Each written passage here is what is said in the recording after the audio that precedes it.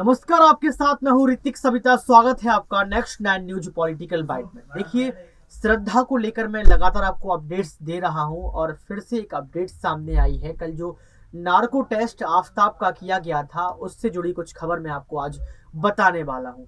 श्रद्धा Walker हत्या मामले की जांच जारी है और ताजा जानकारी के अनुसार आरोपी आफताब अमीन पूनावाला ने अपनी पॉलीग्राफ व नार्को जांच और पुलिस पूछताछ के दौरान समान जवाब दिए हैं। जी हाँ, समान जवाब दिए हैं। इस संबंध में पुलिस सूत्रों ने जो कहा है उसके अनुसार अगर मैं आपको बताऊं तो नार्को जांच के दौरान पूनावाला यानी कि आफताब ने जांचकर्ताओं को बताया कि उसने बालकर के शव के टुकड़े करने के लिए एक छुरे का भी इस्तेमाल किया था और उसने आरी का, जी हाँ, आरी आरी आप जानते होंगे, जिससे बड़ई आप जानते होंगे, जो कुर्सी चेयर का काम करते हैं उनके पास एक आरी होती है, उसको आरी बोला जाता है। तो आरी को गुड़गांव में अपने दफ्तर के पास झाड़ियों में फेंक दिया था। उसने ये कहा है साफ तौर पर कि आरी का इस्तेमाल किया, एक छुरे का इस्तेमाल किया है, जिसको कहीं ना कहीं एक झाड़ियों में, जी हाँ, गुड़गांव की झाड़ियों में उसने फेंक दिया है। सूत्रों ने कहा कि पुणे वाला ने बताया कि उसने श्रद्धा का सिर मेहरौली के जंगली इलाकों में और मोबाइल फोन जो है समुद्र में फेंक दिया था। 14 दिन की पुलिस हिरासत के दौरान पूनावाला का बयान उसकी पॉलीग्राफ व नार्को जांच के दौरान पूछे गए सवालों के जवाब के समान है। एक सूत्र ने कहा कि उसने दोनों जांच के दौरान पूरा सहयोग किया। पूछताछ के दौरान पुलिस द्वारा पूछे गए सवालों के उसने समान जवाब दिए। पॉलीग्राफ और नार्को जांच के दौरान उसके बयान में कोई बदलाव नहीं आया।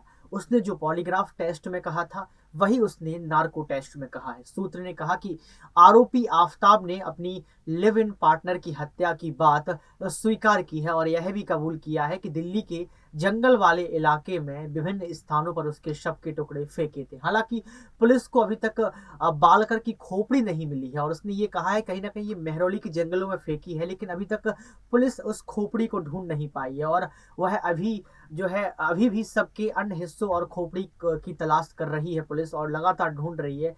अभी खोपड़ी के साथ साथ शरीर के और भी जो हिस्से थे और भी जो पार्ट्स थे जो अभी बरामद नहीं किए गए हैं और लगातार दिल्ली पुलिस इसको खोजने में लगी हुई है। अधिकारियों ने कहा कि शुक्रवार को पूना वाले ने नार्को जांच के बाद हुई पूछताछ 2 घंटे में पूरी हो गई थी और इस 2 घंटे की पूछताछ में उसने वही जवाब दिए जो उसने पॉलीग्राफ टेस्ट में जवाब दिए थे। फॉरेंसिक साइंस लेबोरेटरी, जिसको हम बोलते हैं एफएसएल की 4 सदस्यीय टीम और जांच अधिकारी पूनावाला से नार्को जांच के बाद पूछताछ के लिए नई दिल्ली की तिहाड़ जेल पहुंचे थे। पुलिस सूत्रों ने कहा कि उन्हें यह यकीन हो गया कि पूनावाला से पूछताछ के दौरान बाद में पॉलीग्राफ व नार्को के विश्लेषण के दौरान कबूल किया है वह समान है, समान बात कही है। कुछ विशेष बात उसने नहीं बताई है। जो उसने पॉलीग्राफ टेस्ट में कही थी वही नार्को टेस्ट में कही है, लेकिन यहाँ पर कयास ये लगाया जा रहा है कि अब उसका पोस्ट नार्को टेस्ट करवाया जाएगा। जी हाँ, अब उसका एक और नार्को टेस्ट करवाया जाएगा जिसमें आपको उसको ट्रुथ ड्रग के कुछ और पार्ट्स दिए जाएंगे। ट्रुथ ड्रग देने के बाद वो कहीं ना कहीं जिसे हम लोग बोलते हैं अर्ध बेहोशी में चला जाएगा। हो सकता है उस अर्ध बेहोशी की अवस्था में वो कुछ और भी खोल दे। पोस्ट नार्को टेस्ट में ऐसा कयास लगाया जा रहा है, इसलिए जांच में किसी तरह का नया मोड़ आने की अभी तक तो गुंजाइश नहीं मिली है। सूत्रों ने कहा है कि बालकर की डीएनए रिपोर्ट अगले सप्ताह तक आने की उम्मीद है। देखिए, बालकर का एक डीएनए रिपोर्ट भी कराया गया था और उसकी रिपोर्ट अभी आना बाकी है, तो उस रिपोर्ट से भी बहुत सारा जो है सुराग मिल सकता है पुलिस को और पुलिस को ये मदद मिल सकती है कि उस समय बालकर के साथ क्या क्या हुआ था, क्या बालकर के साथ कुछ और भी जो है आफताब ने किया था, वो सब कुछ जो है बाहर आ जाएगी। अब तक 13 से अधिक हड्डियां बरामद हो चुकी हैं। आपको बता दें कि 35 टुकड़े किए थे, जिनमें से 13 हड्डियां तो मिल चुकी हैं, लेकिन अभी बहुत से पार्ट्स जो है बाकी हैं। डॉक्टर बालकर की मौत का पता लगाने और पुष्टि करने के लिए केवल विशिष्ट हड्डियों की मात्रा और गुणवत्ता का मिलान करेंगे। सूत्रों ने कहा कि हमारे पास यह साबित करने के लिए पर्याप्त सबूत हैं कि उसने अपनी लिव इन पार्टनर की हत्या की है। हालांकि हम अभी भी डिजिटल फुटप्रिंट्स और सबूतों का इंतजार कर रहे हैं जो जांच के मद्देनजर महत्वपूर्ण भूमिका निभाएंगे।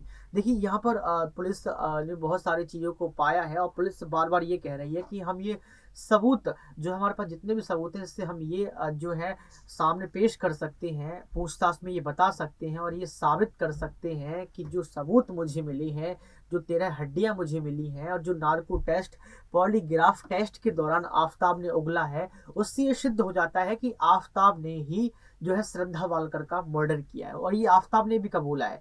लेकिन बात यहाँ पर उठती है कि उसका जो मोबाइल फोन था, कहा जा रहा है कि उसके मोबाइल फोन को उसने समुद्र में फेंक दिया था, और उस मोबाइल फोन को अगर ढूंढ लिया गया तो उससे बहुत सारे सुराग मिल जाएंगे, उसकी तस्वीरें मिल जाएंगी, उसके वीडियोस मिल जाएंगे। हो सकता है कि उसने कुछ ऐसी चीज छोड़ी हो श्रद्धा ने, जो अभी तक राज बनकर जो है मोबाइल में कैद हो। अगर वो समुद्र में फेंका हुआ मोबाइल अगर श्रद्धा का मिल जाता है तो पुलिस को ये पता लग जाएगा कि श्रद्धा के साथ और क्या क्या हुआ है। यहाँ पर ये भी कहा जा रहा है कि जो बालकर का है वो डीएनए टेस्ट जो करवाया था, उसकी जो रिपोर्ट आएगी उससे पता लगेगा कि आफताब ने क्या जबरदस्ती की, आफताब ने श्रद्धा को मारने से पहले कौन सा ड्रग्स दिया, क्या क्या चीजें शामिल की थी, क्यों मारा था, और श्रद्धा की पोजीशन क्या थी, श्रद्धा की मनोस्थिति क्या थी। ये सब कुछ पता लगाने की पुलिस पूरी कोशिश कर रही है। लेकिन जल्दबाजी होगी अगर पुलिस ये साबित कर दे अभी कि हाँ ये जो है इतने में ही सब कुछ हो जाएगा, जो सबूत मेरे सामने आ रहा है। मैं बार बार यही कहता हूँ पुलिस प्रशासन से, अपने देश की सरकार से, कि आप पहले 35 टुकड़ों को ढूंढिए, कहाँ कहाँ फेंके इसको ढूंढिए, पोस्ट नार्को टेस्ट करवाइए, इसके साथ आप उसके मोबाइल फोन को ढूंढने की पूरी कोशिश कीजिए।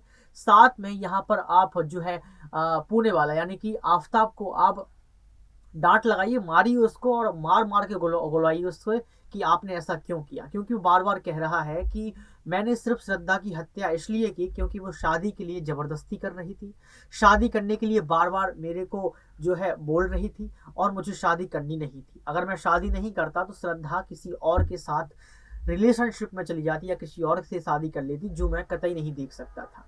तो यहाँ पर ये भी सवाल उठ रहा है कि उसने साफ तौर पर यही कहा है कि अगर वो किसी और से शादी करती और किसी और के साथ में उसको देखता तो मैं ये सहन नहीं कर पाता, इसी वजह से मैंने उस श्रद्धा का मर्डर कर दिया, हत्या कर दी। लेकिन मुझे ये खास बात नहीं लगती है जिस तरीके से उसने इस एक छोटी सी बात कहते हुए सारी चीज़ों को नकार दिया। लेकिन आपको क्या लगता है, क्या सिर्फ शादी ही एक मुद्दा हो सकता था? क्या शादी की मुद्दे की वजह से यहाँ पर आफताब ने श्रद्धा का मर्डर किया है? आपको क्या लगता है? और ये आपको क्या लगता है कि सबूत जो अभी पुलिस के हाथ में लगे हैं, उन सभी सबूतों से ये साबित हो जा सकता है कि अब सीधा सीधा तौर पर जो है आफताब को अब फांसी चढ़ा देनी चाहिए। आप क्या सोचते हैं कि आफताब को फांसी पर चढ़ाना चाहिए, या फिर आफताब के भी 35 टुकड़े करना चाहिए बीच सड़क पर, ताकि कोई दूसरा आफताब पैदा ना हो? आप क्या सोचते हैं? कमेंट बॉक्स में अपनी राय जरूर दें। आज के लिए सिर्फ इतना ही। देखते रहिए नेक्स्ट 9 न्यूज पॉलिटिकल बाइट।